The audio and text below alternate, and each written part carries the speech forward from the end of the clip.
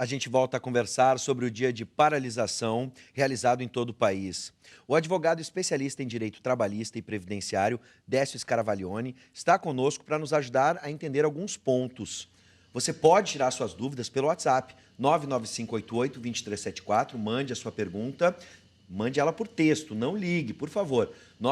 99588-2374 pelo WhatsApp. Seja bem-vindo, Décio. Tudo bem? Tudo bom, Bives? Prazer estar aqui novamente. Bom, vamos começar pelo ponto, de quem não foi trabalhar hoje. Ele pode ter seu ponto cortado, Décio? Essa é uma discussão bem importante hoje e a gente tem que entender esse movimento de hoje não como a greve aquela tradicional. Eu tenho a greve do trabalhador, cujo nome é greve. Eu tenho a greve do empregador, que é proibido, que é o lockout. A lei proíbe o empregador de paralisar suas atividades. E eu tenho uma manifestação, e ela não tem a mesma natureza reivindicatória da greve tradicional do trabalhador que luta para aumento de salário, melhores condições de trabalho, plano de cargos e salários, etc. Essa é uma manifestação que tem caráter político. E elas, tendo esse caráter político e envolvendo uma grande quantidade de trabalhadores do país inteiro, inclusive tribunais suspendendo os prazos hoje, tribunais do trabalho, Sim. Outros tribunais não da Justiça do Trabalho, traz como significado disso tudo uma amplitude muito maior do que uma simples greve reivindicatória, ou seja, está se brigando por uma questão política, por uma questão de reforma da Previdência Social, que tem a órbita constitucional, reforma trabalhista que é da CLT, ou seja, da lei ordinária abaixo da Constituição, mas que também tem reflexo na Constituição, os direitos sociais. Então, o entendimento, básico da Justiça, a contar do que aconteceu hoje com essa paralisação, é de que não poderá haver o corte do ponto ou o desconto do Dia do Trabalhador. Até porque há greves que a Justiça considera injustas, há greves injustas e há greves que são justas. Então, pela amplitude, pela importância, por tudo aquilo que se está dizendo, reproduzindo e indo contra os projetos do governo, não há que se considerar como uma greve injusta. Então, dificilmente a Justiça permitirá o desconto desse dia de trabalho, o corte do ponto, seja lá o que for que algum patrão deseje efetivamente fazer de forma negativa contra o trabalhador. Sim. A lei de greve, ela fala na greve tradicional, mas nós temos que perceber que há um interesse muito maior por trás disso tudo, e mesmo que alguém não concorde com paralisação, com baderna, etc. e tal, é inevitável perceber que essa é uma luta de todo trabalhador brasileiro. Sim. Inclusive de quem propõe as alterações. Bom, o presidente Temer, no caso, e o prefeito de São Paulo, o Dória, disseram que vão cortar o ponto de quem não for, ou pelo menos afirmaram que vão cortar o ponto, de quem não foi trabalhar. A regra para os funcionários públicos é diferente? Nesse caso aí, o patrão, teoricamente, é o presidente ou o prefeito de uma cidade? É, exatamente. O chefe do executivo faz as vezes do patrão. E aí nós não temos o direito do trabalho, que é da CLT, e temos o direito administrativo. Sim. E no direito administrativo existe sempre aquela vinculação ao princípio da legalidade, que, se visto de uma forma restrita, significa que tudo aquilo que está na lei tem que ser cumprido e o que não está na lei não pode ser dado. Só que o princípio da legalidade, modernamente, interpretando melhor, e dentro não de um regime de força, dentro de um regime democrático, ainda estamos num Estado democrático de direito, o que acontece? Ele tem uma acepção diferente. Ele é o princípio da juridicidade, ou seja, é legal aquilo que é jurídico. E aquilo que é jurídico não necessariamente é o que está na lei, porque a lei faz parte do mundo do direito. Dizer o direito, que é o que diz a Justiça, jurisdicionar, não significa apegar-se forte, firmemente, tão somente à letra fria da lei. Ou seja, eu tenho princípios que norteiam o direito constitucional, enfim, todos os ramos do direito, e eu tenho a regra cega da lei. Então, aquilo que é jurídico também é legal, porque a lei, por si só, não consegue imaginar todas as situações jurídicas que nós todos, enquanto vivos, seres humanos, trabalhadores, segurados da Previdência, somos capazes de praticar. Ou seja, nenhum legislador é tão inteligente ou vidente a ponto de imaginar situações futuras, né, podendo regrar problemas passados com uma lei que muitas vezes também é superada pelos costumes. Sim. Bom, só para fechar, e se você tem dúvidas a respeito da reforma trabalhista, a gente já vai entrar no assunto, você pode mandar a sua pergunta para o 99588-2374 pelo WhatsApp, tecle a sua pergunta, mande por texto e a gente repassa para o Décio. Só para fechar, Décio, quem não trabalhou deve recuperar essas horas, está devendo horas para o banco de horas, enfim. O entendimento, isso também vai se dar a nível de instrução de sindicatos, confederações, era no sentido de que os trabalhadores se neguem, né, a aceitar o desconto, que procurem seus direitos e que também tentem negociar com a classe patronal, né, justamente demonstrando a importância política maior, né, e a questão de pagar horas ou não também faz parte dessa negociação. Teoricamente, sendo uma manifestação em nível nacional, e o Brasil é um continente inteiro, e hoje os movimentos, não só nas capitais, mas nas cidades inteiras do país, foram expressivos, com certeza, sob pena de enfraquecer esse movimento, a ideia dessa estrutura toda que está apoiando, e inclusive entidades ligadas à magistratura, né, Ministério Público também, é de não recuar, não permitir esse desconto. Bom, agora sobre a reforma trabalhista aprovada, que agora vai para votação em segundo turno na Câmara. Quais os principais pontos nessa reforma que você destacaria dessa? Eu começaria tentando desmentir a lógica que levou a esse tipo de reforma. Porque sempre, todos aqui já devem ter ouvido, todos os telespectadores, nós também, que a CLT ela tem mais de 70 anos e é por isso que nós devemos fazer uma reforma trabalhista. Onde já se viu nós, né, seguirmos uma lei, um código, uma consolidação das leis trabalhistas que já tem mais de 70 anos, isso ingessa a economia.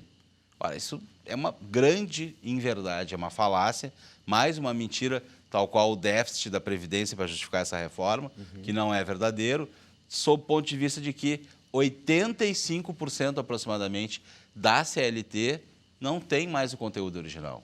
Ou seja, ela, com o passar do tempo, ela já foi sendo redesenhada, reestruturada e adaptada justamente à evolução da sociedade, das relações de trabalho. Então, não é verdade que ela seja um gesso que não permita ao empregador manipular ou, de certa forma, trabalhar melhor as relações com seus empregados.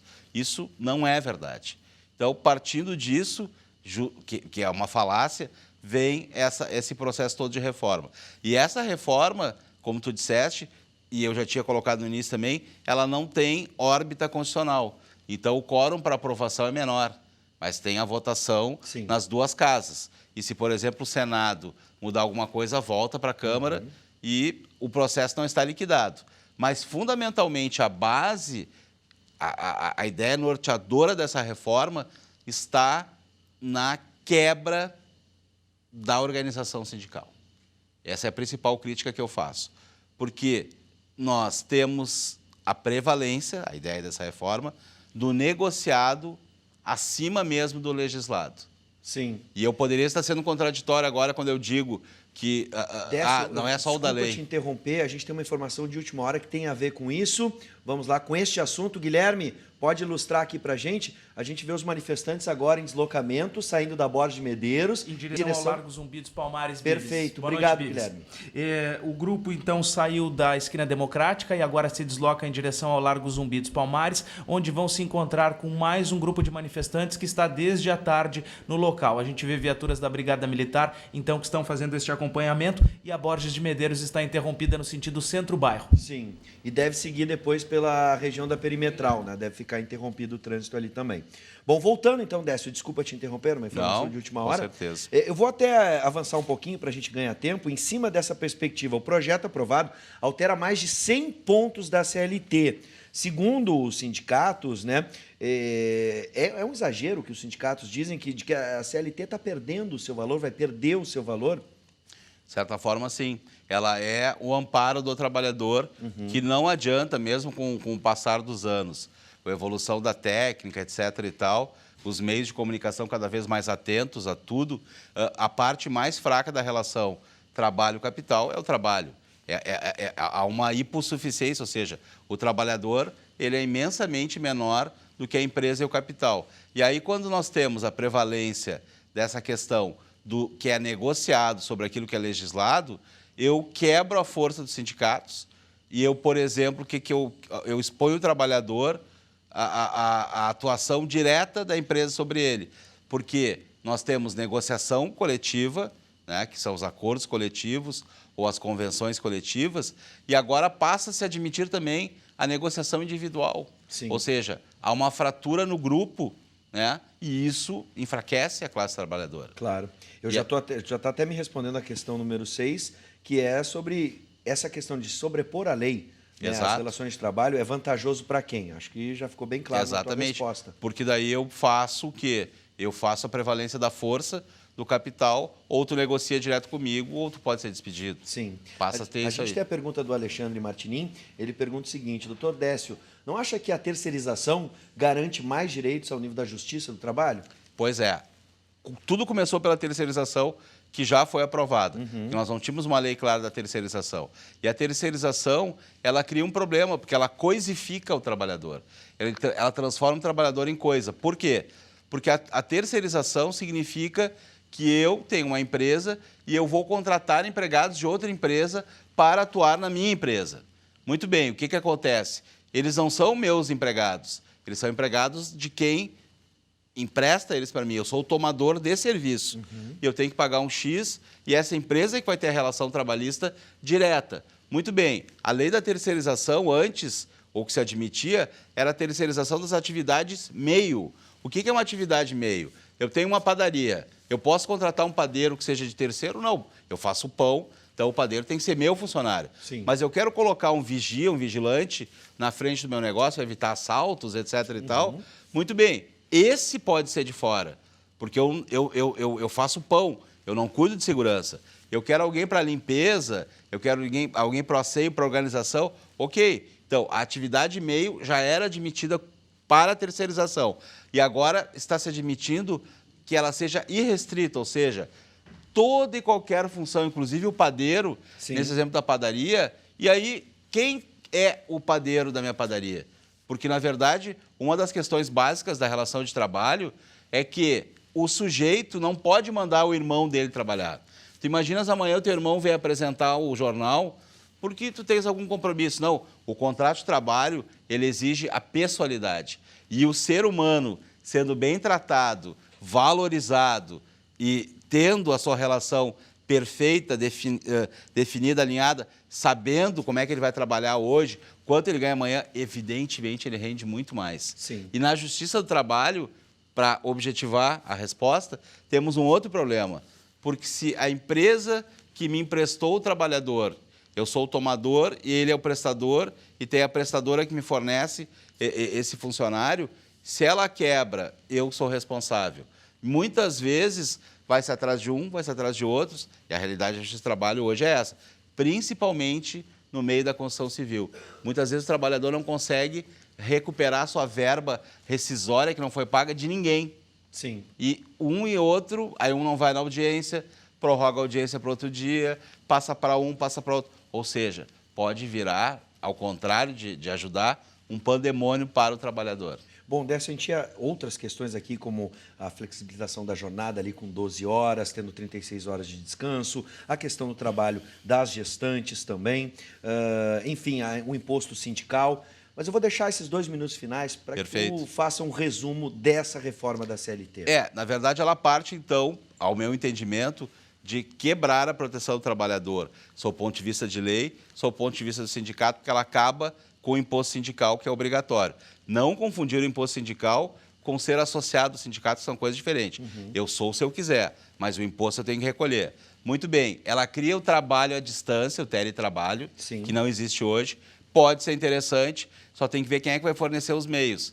A luz que eu gasto em casa, o computador, etc. e tal. E ela cria uma maldade suprema que é o chamado trabalho intermitente. Sabe o que é o trabalho intermitente? Explique. É o seguinte, eu vou receber só por tarefas que eu fizer. Só que eu não sei quantas tarefas eu vou ter por mês, quantas horas isso vai representar, daí eu não sei quanto eu recebo no final do mês, não sei quando é que eu vou trabalhar de novo, e até a lei diz que o empregado esse não é obrigado a atender quando é chamado. Bom, mas daí se ele não atende quando é chamado e ele está preso a ti, que pode ou não dar tarefas para ele, quanto ele vai ganhar, como vai ser a vida dele, que horas ele vai estudar, porque eu posso chamar de noite, de Sim. tarde, de manhã, que horas tu vai descansar, que horas tu vai ver tua família, que horas tu vai estudar, que horas tu vai assistir o jogo do Grêmio, não tem. Sim. Ou seja, é um escravo. Resumidamente, né, nós estamos diante de uma reforma que transforma o trabalhador em robô, em coisa.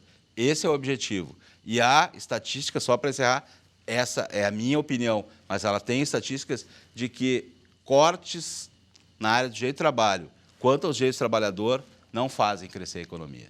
A economia cresce com o trabalhador satisfeito e com os negócios fluindo. Só que todo esse evento chamado crise não vai se resolver com ajuste de contas da Previdência e direito do trabalho, até porque o governo paga juro para banco. Essa é a grande questão. Décio, seja sempre bem-vindo. Da Mais mesma uma vez, forma. obrigado por nos atender e um ótimo final de semana. Obrigado e parabéns pelo aniversário do programa. Isso, você tem uma contribuição muito grande, sempre nos atende. obrigado. Né? E em nome, por exemplo, do Décio agora e da nossa equipe, eu agradeço todos os convidados que participaram do Conexão RS e vão continuar participando, porque teremos outros aniversários, assim espero.